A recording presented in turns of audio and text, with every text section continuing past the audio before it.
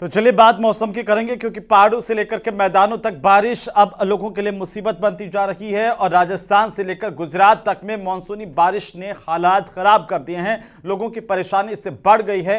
कई शहरों में इस वक्त बाढ़ जैसे हालात हैं, जहां तस्वीरें सामने आ रही है। उत्तराखंड से लेकर के हिमाचल प्रदेश तक में बारिश के साथ साथ अब लैंडस्लाइड की घटनाएं भी लगातार तेजी से बढ़ती हुई नजर आ रही हैं। ये रिपोर्ट देखिए।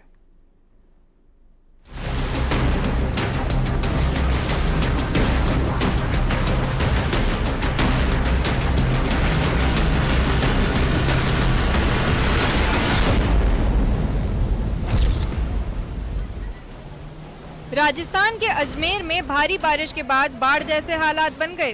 सड़कें दरिया में तब्दील हो गई। पानी का बहाव इतना तेज था कि कोई भी दहशत में आ जाए। इसी बीच एक दुपहिया वाहन बहता दिखाई दिया। यह देखकर वहां पर मौजूद सभी लोगों के होश उड़ गए। इतना ही नहीं, पानी का वेग लोगों को भी अपनी तरफ खींचने लगा। बड़ी मशक्कत के बाद आगे जाकर दुपहिया वाहन को निकाला गया। दुकानदारों का काफी सामान भी पानी में बह गया। कुछ ही घंटों की बारिश में अजमेर शहर पानी पानी हो गया, जिससे लोगों की जान मुश्किल में पड़ती दिखी। अब ये तस्वीरें देखिए, ये भी अजमेर शहर की हैं। सड़क पर दरिया बह रहा है, जिसने लोगों का रास्ता रोक लिया। कोई भी आगे नहीं बढ़ पा रहा था। सड़क की दोनों तरफ भीड़ दिखाई दी। लोग एक दूसरे का हाथ पकड़कर आगे की तरफ बढ़ने लगे। बड़ी मशक्कत और जान जोखिम में डालने के बाद लोग पानी के बहाव को पार कर पाए। अजमेर में हुई मूसलाधार बारिश से वहां के कई इलाके डूब गए, जिससे लोगों की मुश्किलें बढ़ गईं। गुजरात के बनासकांठा में आसमान से आफत बरस रही है। सड़क पर इतना पानी भर गया है कि गाड़ियां बंद हो गईं। लोग बस को धक्का मारते हुए दिखाई दिए। मौसम विभाग ने जिले में बारिश का ऑरेंज अलर्ट जारी किया है और बारिश होने से हालात ज्यादा बिगड़ सकते हैं।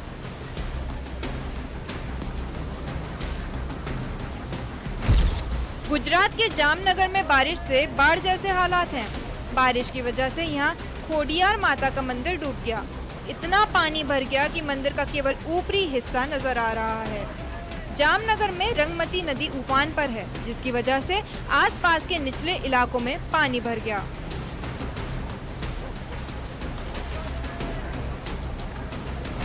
उधर हिमाचल प्रदेश के मंडी में उस वक्त कोहराम मच गया जब 2 मंजिला मकान अचानक भर भराकर गिर पड़ा।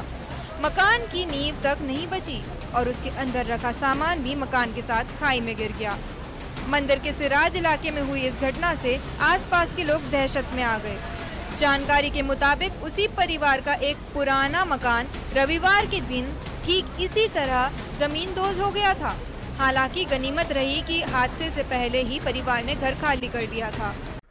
तो चलिए अब बात करेंगे कांवड़ यात्रा की, क्योंकि कांवड़ यात्रा के दौरान पहचान छिपाने का मुद्दा अब लगातार गर्माता जा रहा है और सियासी गलियारों में यह मुद्दा अब तूल पकड़ चुका है। दरअसल यूपी से लेकर के उत्तराखंड तक इस मुद्दे पर राजनीतिक वार और पलटवार का सिलसिला लगातार जारी है। ये खास रिपोर्ट देखिए।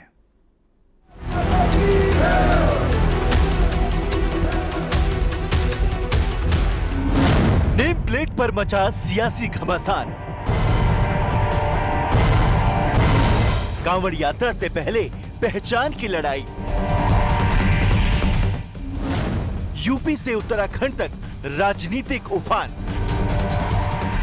कांवड़ यात्रा के रूटों पर ढाबों, होटलों और दुकानों की नेम प्लेट को लेकर विवाद आग की तरह भड़क चुका है।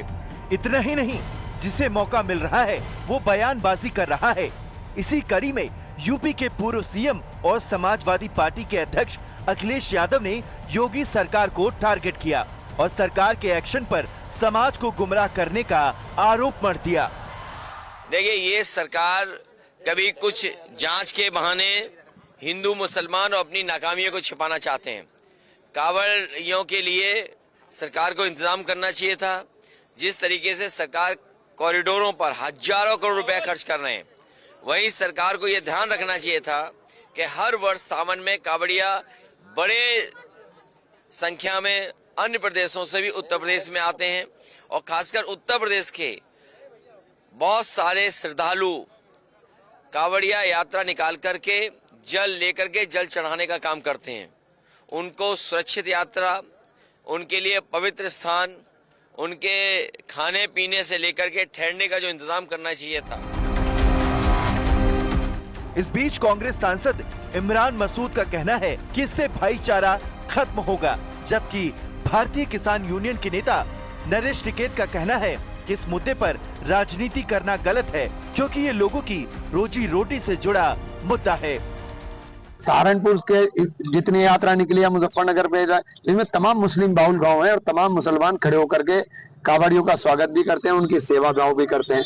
और कावड़ के अंदर जो लोग लेके जाते हैं वो भक्ति के अंदर सरोवर होते हैं, वो अपनी भक्ति के अंदर जा रहे हैं।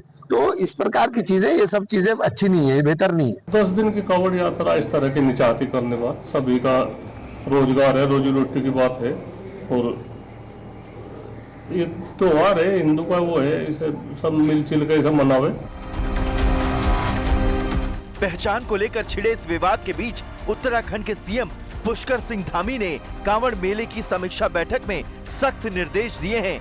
उन्होंने कहा कि यात्रा के दौरान थूक जिहाद जैसी घटनाएं न हो और कांवड़िए नियम का पालन करें। उन्होंने यात्रा को शांतिपूर्ण और सुरक्षित बनाने की अपील की। जो रास्ते भर में जो दुकानदार होते हैं, खाद्य सामग्री जहाँ खाना मिलता है, वो सब शुद्ध होना चाहिए और कहीं किसी प्रकार की मिलावट न हो, कोई असंदिग्ध न हो। कांवड़ यात्रा आस्था का प्रतीक है, लेकिन नेम प्लेट विवाद ने इसे राजनीतिक के रंग में रंग दिया है। विपक्ष जहां ध्रुवीकरण का आरोप लगा रहा है, वहीं सरकार कानून व्यवस्था और सुरक्षा का हवाला दे रही है।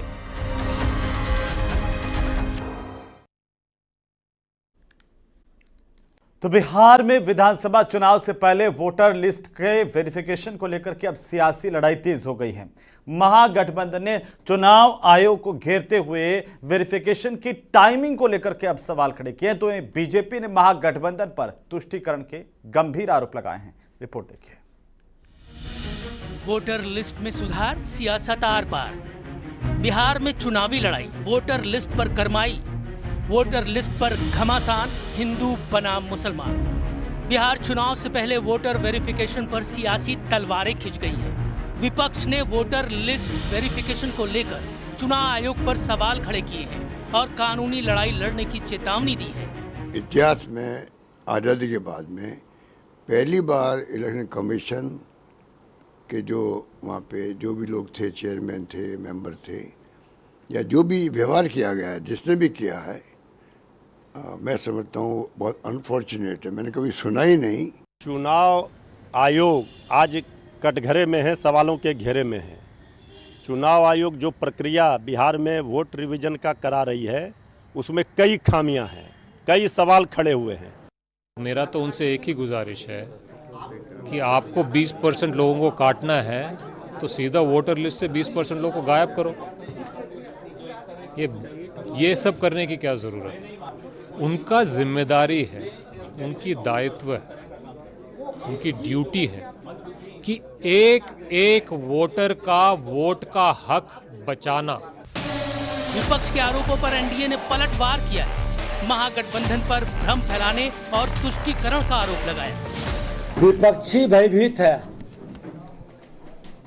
वो समझ रहा है कि मैं चुनाव हार रहा हूं, क्योंकि वोटर लिस्ट में जो गड़बड़ी, अब बूथ से जो जिन निकलता था लालू यादव का, वो जिन को खत्म करने का चुनाव आयोग पूरी व्यवस्था बना दिया है। बिहार में वोटर लिस्ट पर मचे घमासान के बीच चिराग पासवान का भी बयान सामने आया है। चिराग ने इसे विपक्ष का भ्रम फैलाने वाला बयान बताया। वहीं बीजेपी ने आरोप लगाया कि महागठबंधन का एजेंडा सिर्फ वोटों का ध्रुवीकरण और तुष्टीकरण है।